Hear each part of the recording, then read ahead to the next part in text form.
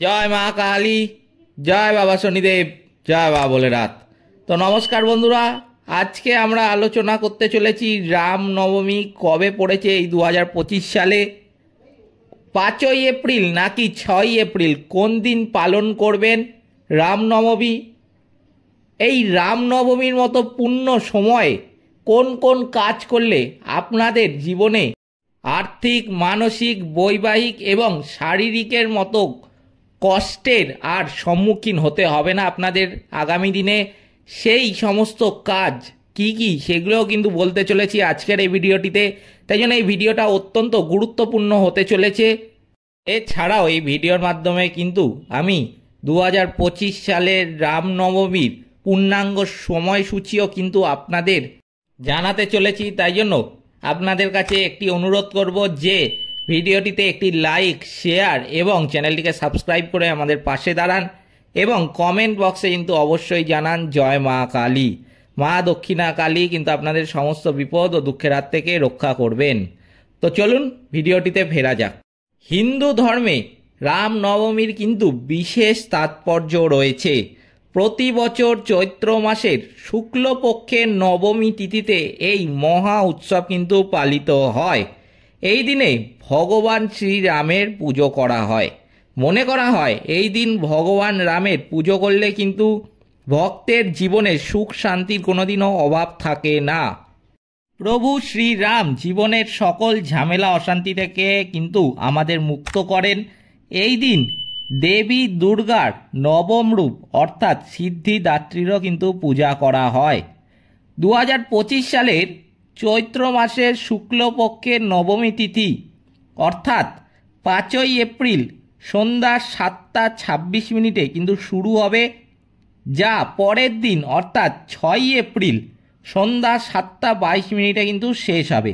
আমি আবার বলে দিচ্ছি, 2025 সালের চৈত্র মাসের শুক্লপক্ষের নবমী তিথি 5ই এপ্রিল সন্ধ্যা 7টা 26 কিন্তু শুরু হবে, যা পরের দিন অর্থাৎ 6ই এপ্রিল সন্ধ্যা 7টা 22 কিন্তু শেষ হবে। তাই উদয় তিথি অনুসারে রামনবমী উৎসব 6ই এপ্রিল পালিত হবে।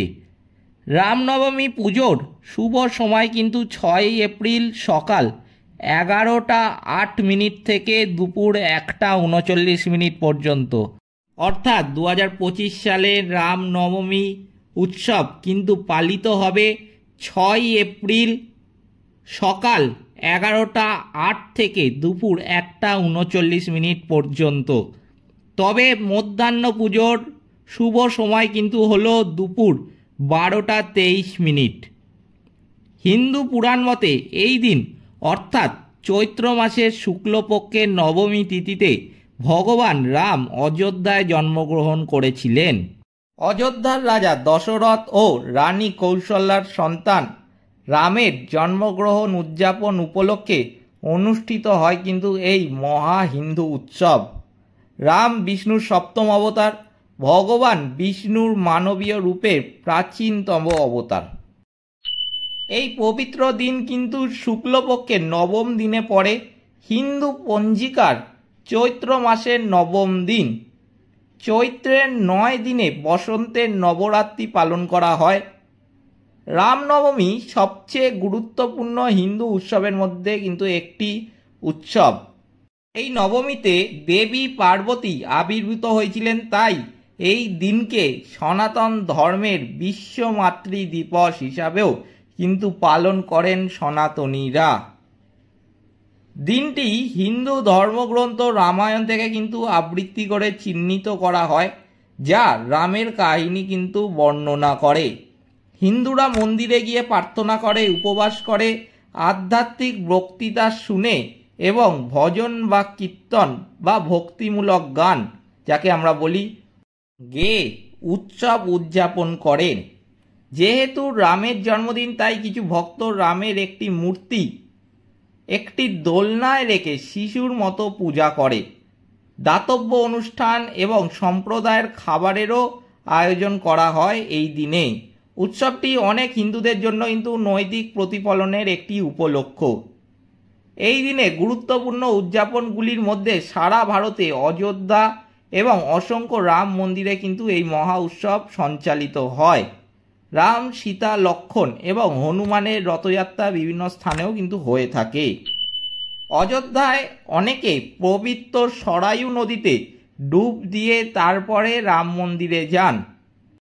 এই উৎসব সাধুদের পরিত্রাণ, দুষ্কৃতকারীদের বিনাশ এবং ধর্ম সংস্থাপনের জন্য ঈশ্বরের অবতরণ করাকে নির্দেশ করে। রামনবমী উৎসব উদযাপন শুরু হয় সূর্য দেবতাকে প্রসন্ন করার জন্য ভোরবেলা জল নিবেদনের মাধ্যমে।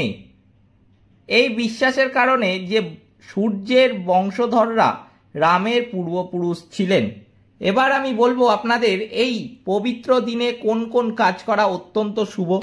যেই কাজগুলি যদি আপনারা এই পবিত্র দিনে করেন তাহলে কিন্তু আপনাদের জীবনে শারীরিক, মানসিক, আর্থিক, বৈবাহিক কোনো সমস্যাই আর আসতে দেখা যাবে না। কি কি কাজ করবেন আমি এক এক করে বলছি, আপনারা লিখেও রাখতে পারেন কিংবা মনেও রাখতে পারেন, আপনাদের ইচ্ছা। প্রথমেই যেটা এই পবিত্র দিনে করবেন সেটা হলো ব্রহ্ম মুহূর্তে কিন্তু অবশ্যই ঘুম থেকে উঠবেন। এই দিন কিন্তু ভুলেও বেলা করে ঘুমাতে যাবেন না, যত দ্রুত পারবেন কিন্তু ঘুম থেকে উঠবেন। যদি পারেন আমি বলবো যে ব্রহ্ম মুহূর্তে ঘুম থেকে উঠবেন, তাহলে কিন্তু আপনারা অত্যন্ত শুভ ফল পাবেন।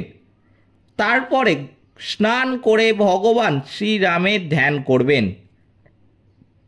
এরপর গঙ্গা জল ছিটিয়ে পুজোর স্থানটি কিন্তু পবিত্র করবেন। এরপর পুজোর স্থানে একটি টুল রাখবেন আর তার উপর একটি হলুদ কাপড় বিছিয়ে ভগবান রামের মূর্তি এবং তার পরিবারকে কিন্তু রাখবেন। আমি আবার বলে দিচ্ছি, প্রথমেই স্নান করে নেবেন ব্রহ্ম মুহূর্তে ঘুম থেকে উঠে, তারপরে শ্রীরামের কিন্তু ধ্যান করবেন। তারপরে গঙ্গা জল ছিটিয়ে পুজোর স্থানটিকে কিন্তু পবিত্র করে নেবেন। এরপর পুজোর স্থানে একটি টুল রেখে দেবেন, তার উপর একটি হলুদ কাপড় বিছিয়ে ভগবান রামের মূর্তি এবং তার সাথে তার পরিবারের মূর্তি কিন্তু রাখবেন। এরপর পঞ্চ উপাচার করুন, সঙ্গে ভক্ত হনুমানের পুজোও কিন্তু করবেন। রাম চল্লিশা পাঠ করতে পারেন এই দিন, এতে কিন্তু অত্যন্ত শুভ ফল পাবেন আপনারা এবং আপনাদের জীবনে চলা যে কোনো সমস্যা, যে কোনো দিক থেকে আমি বলবো সেই সমস্যা কিন্তু সহজেই আপনার কেটে যাবে এবং সেই সমস্যার সমাধান আপনি খুব শীঘ্রই কিন্তু দেখতে পাবেন। অবশেষে আরতি করে পুজো সম্পন্ন করুন। এই দিন দরিদ্র মানুষের কিন্তু বিনামূল্যে খাবার খাওয়াবেন। যতটা আপনার সামর্থ্য ততটাই কিন্তু খাবার খাওয়াবেন। আপনার যদি সামর্থ্য হয় বহু মানুষকে খাবার খাওয়ানোর, আমি কিন্তু বলবো অবশ্যই আপনি করবেন, কারণ ভগবান কিন্তু আপনার প্রতিটি পদক্ষেপ লক্ষ্য করছে। এই দিন অবশ্যই কিন্তু দরিদ্র গরিব মানুষদের খাবার খাওয়াবেন বিনামূল্যে, অবশ্যই কিন্তু আবার কারো থেকে টাকা নিতে যাবেন না খাবার খাওয়ানোর জন্য, তাহলে কিন্তু কোনো সেবা হলো না। সেবা করতে হবে মন থেকে, ভালোবেসে করতে হবে। এই দিন কিন্তু অবশ্যই প্রসাদ বিতরণ করবেন। প্রসাদ বিতরণের মাধ্যমেও কিন্তু আমি বলবো আপনাদের জীবন থেকে বহু নেগেটিভিটি কেটে যাবে এবং বহু সমস্যার কিন্তু আপনি সমাধান নিজেই লক্ষ্য করতে পারবেন। এই সমস্ত কাজ কিন্তু আপনাদের অবশ্যই এই পবিত্র দিনে করতে হবে। একবার যদি এই পবিত্র দিনে এই শুভ কাজগুলো করেন, আমি কিন্তু বলবো আপনাদের জীবনে আর কোনো সমস্যা আপনারা সেরকম দেখতে পাবেন না এবং আপনাদের জীবনে চলে আসা সমস্যাগুলিরও কিন্তু আপনি সমাধান পেয়ে যাবেন অত্যন্ত দ্রুত। এই ছিল আজকের ভিডিওটিতে অবশ্যই কিন্তু একটি লাইক, শেয়ার এবং চ্যানেলটিকে সাবস্ক্রাইব করে আমাদের পাশে দাঁড়াবেন এবং কমেন্ট বক্সে কিন্তু অবশ্যই জানাবেন জয় মা কালী। মা দক্ষিণা কালী কিন্তু আপনাদের সমস্ত বিপদ ও দুঃখের হাত থেকে রক্ষা করবেন। সকলে ভালো থাকবেন, সুস্থ থাকবেন। নমস্কার।